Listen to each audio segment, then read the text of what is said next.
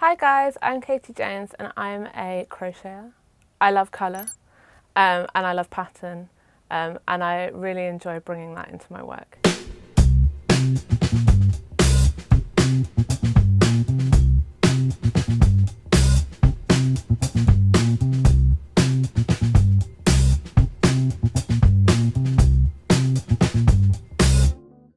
Today we're in my home studio. This room acts a little bit more like what I like to call a wall walk-in wardrobe, my walk-in wardrobe.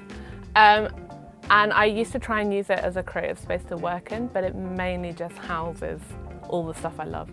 So when it comes to colour, I'm not very picky, but I am picky because I love all of them.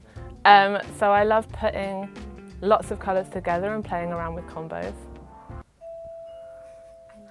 And that's my postman.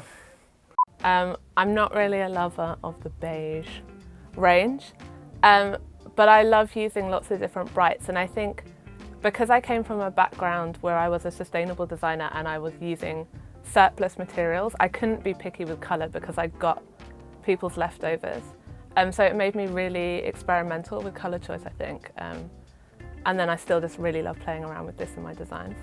I really love making tassels and pom-poms to bust my stash. I keep all the ends, I can wind them in. I like to do what I always call like a confetti pom-pom, where I use one base colour and I wind in all the ends, and I think it's a really good way to use up stuff, but also you can't beat a scrappy granny square, I don't think.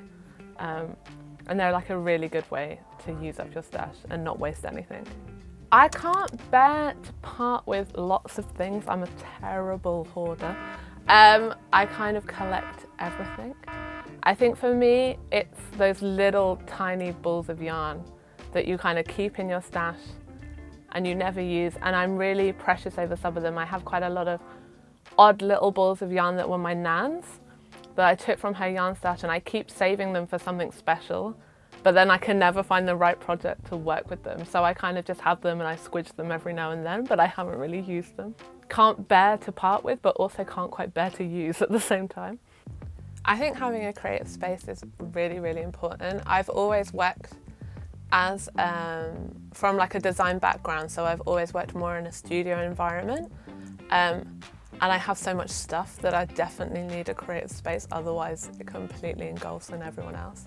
I always try and work in a studio environment, but it never really works out very well. So I tend to have a space like this where I keep everything and basically works as like my wool wardrobe. And then the reality is most of the time that because crochet is quite monotonous, I do 90% of it in front of the TV. So the first thing I ever made is actually behind me, and I keep it still. I learnt to knit when I was small, but kind of put it down.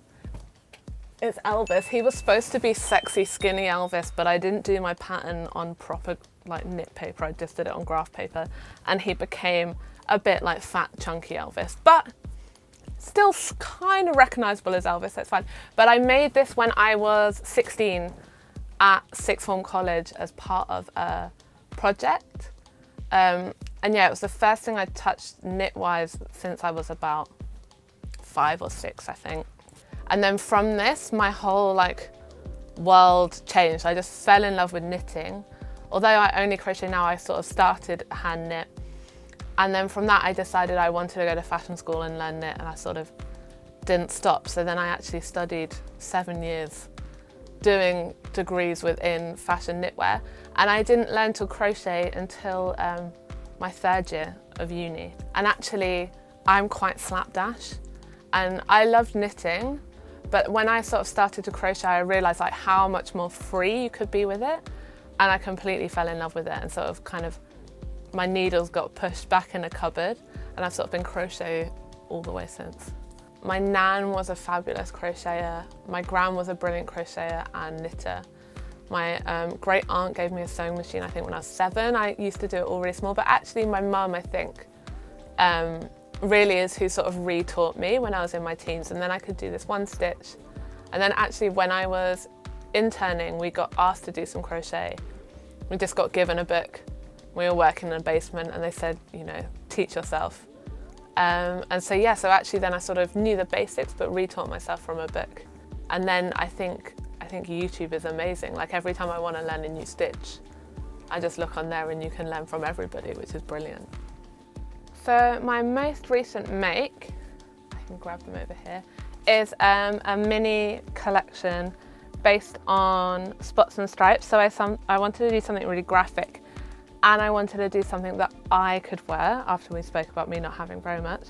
And so it's a collection where quite a lot of the pieces are like interchangeable. So the pattern for the dress, you can make it a kind of crop top, and then it gives you the weights and stuff you need for all the sort of increments down.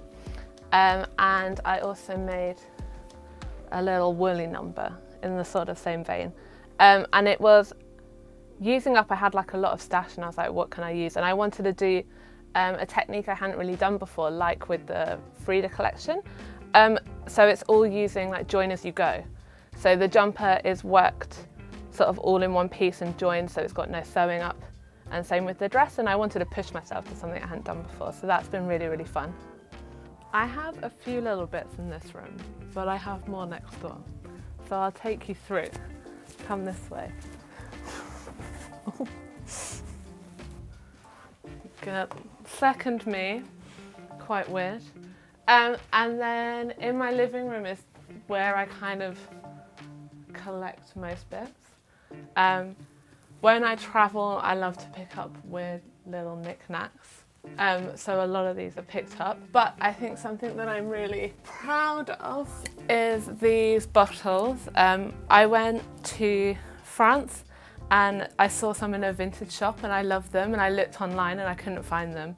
So I was like, how could I do them myself? So they're just Scoobies and a bit of glue and a lot of time and effort. And I originally made them for my wedding, and I thought I was going to have 5 per table, and then one bottle took me 18 hours, and I decided I could have 3, and that was enough. Well, now you guys have seen where I work and come into my little colourful den, I'm going to get back to plotting and scheming my next projects, and you can follow along at Katie Jones Knit on Instagram. Thanks so much for visiting. Bye guys.